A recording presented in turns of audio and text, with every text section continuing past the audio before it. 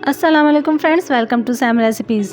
आज हम बनाएंगे आलमंड केक विदाउट ओवन के। आइए चलते हैं रेसिपी की तरफ, लेकिन उससे पहले मेरे चैनल को सब्सक्राइब कर लीजिए। सबसे पहले एक मोल्ड लेंगे और उसके बॉटम को ग्रीस करके बटर पेपर लगा देंगे।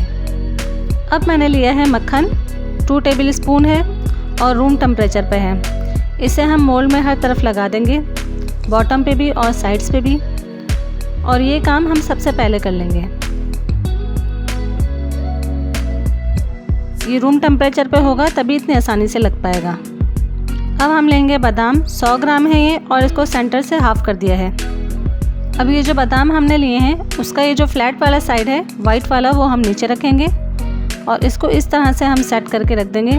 मिला के एक हमें पूरा सर्कल बनाना है।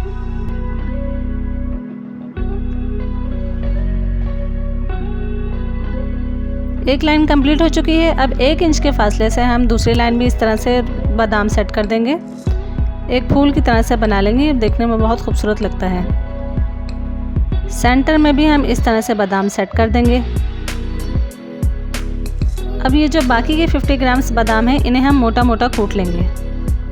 अब ये जो बादाम हमने कूटे हैं इसे भी हम इस तरह से सेट कर देंगे, कॉर्नर्स पे भी अच्छी तरह से।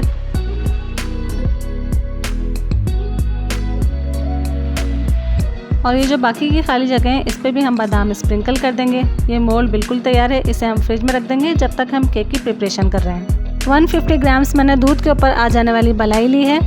आप बटर भी ले सकते हैं, अनसॉल्टेड बटर लीजिएगा। मलाई हो या मक्खन, आप रूम टेम्परेचर पे लीजिएगा। उसमें शामिल करेंगे पिसी हुई चीनी 150 ग्राम्स।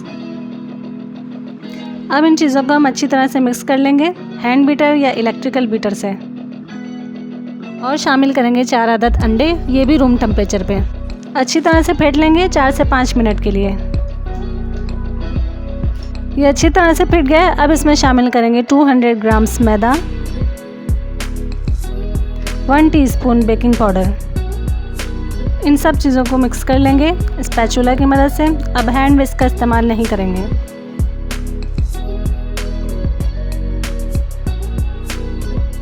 1 टीस्पून वनीला एसेंस या आलमंड एसेंस अगर आपके पास है तो वो इस्तेमाल कर लीजिए। सब चीज़ों को अच्छी तरह से मिक्स कर लेंगे कि कोई लम्स बाकी ना रहें।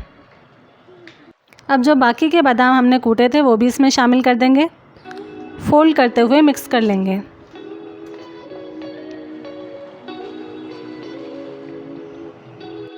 अब जो हमने मोल्ड तैयार किया था उसमें ये सारा बैटर शामिल कर देंगे। इस तरह से करेंगे कि आलमंड डिस्टर्ब ना हो। वैसे भी फ्रिज में रखने से वो बिल्कुल सेट हो चुके हैं। पतीले को मैंने 10 मिनट पहले से प्री हीट होने के लिए रख दिया था। उसके अंदर रखा है स्टैंड। एहतियात से मोल्ड इसके अंदर रख देंगे, कवर कर देंगे और 50 मिनट्स के लिए इसको रख देंगे धीमी आंच पे। और अगर आप ओवन में बनाएं तो 180 डिग्री सेंटीग्रेड पे 35 मिनट्स के लिए बेक कर लीजिएगा। धीमी आंच पे 50 मिनट्स हो चुके हैं। अब हम चेक कर लेते हैं।